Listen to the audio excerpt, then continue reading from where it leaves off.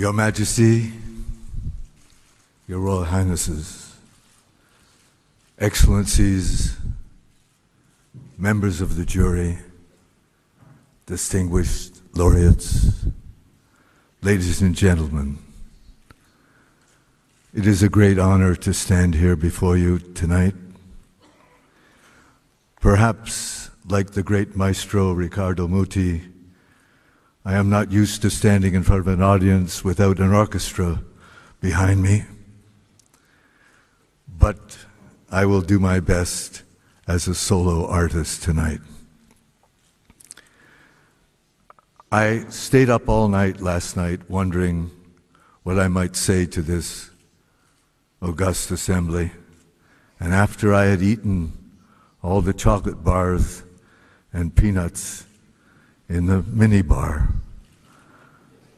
I scribbled a few words. I don't think I have to refer to them.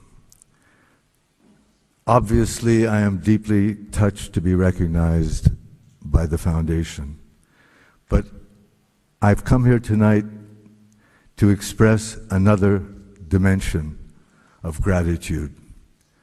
I think I can do it in 3 or 4 minutes, and I will try. When I was packing in Los Angeles to come here, I had a sense of unease because I've always felt some ambiguity about an award for poetry. Poetry comes from a place that no one commands and no one conquers, so I feel somewhat like a charlatan to accept an award for an activity which I do not command. In other words, if I knew where the good songs came from, I'd go there more often. I was compelled in the midst of that ordeal of packing to go and open my guitar. I have a Conde guitar, which was made in Spain in the great workshop at number 7 Gravina Street, a beautiful instrument that I acquired over 40 years ago. I took it out of the case, I lifted it, it seemed to be filled with helium. It was so light. And I brought it to my face. I put my face close to the beautifully designed rosette, and I inhaled the fragrance of the living wood. You know that wood never dies. I inhaled the fragrance of cedar, as fresh as the first day that I acquired the guitar. And a voice seemed to say to me, "You are an old man, and you have not said thank you. You have not brought your gratitude back to the soil from which this fragrance arose." And so I come here tonight to thank the soil and the soul of this people that has given me so much. Because I know, just as an identity card is not a man, a credit rating is not a country. Now, you know of my deep association and confraternity with the poet Federico García Lorca. I could say that when I was a young man, an adolescent, and I hungered for a voice, I studied the English poets, and I knew their work well, and I copied their styles, but I could not find a voice. It was only when I read, even in translation, the works of Lorca, that I understood that there was a voice. It is not that I copied his voice. I would not dare. But he gave me permission to find a voice, to locate a voice, that is, to locate a self that is not fixed, a self that struggles for its own existence. And as I grew older, I understood that instructions came with this voice. What were these instructions? The instructions were never to lament casually. And if one is to express the great inevitable defeat that awaits us all, it must be done within the strict confines of dignity and beauty. And so I had a voice, but I did not have an instrument. I did not have a song. And now I'm going to tell you very briefly a story of how I got my song. Because I was an indifferent guitar player. I banged the chords. I only knew a few of them. I sat around with my college friends drinking and singing the folk songs or the popular songs of the day, but I never in 1,000 years thought of myself as a musician or as a singer. One day, in the early 60s, I was visiting my mother's house in Montreal. The house is beside a park, and in the park there's a tennis court where many people come to watch the beautiful young tennis players enjoy their sport.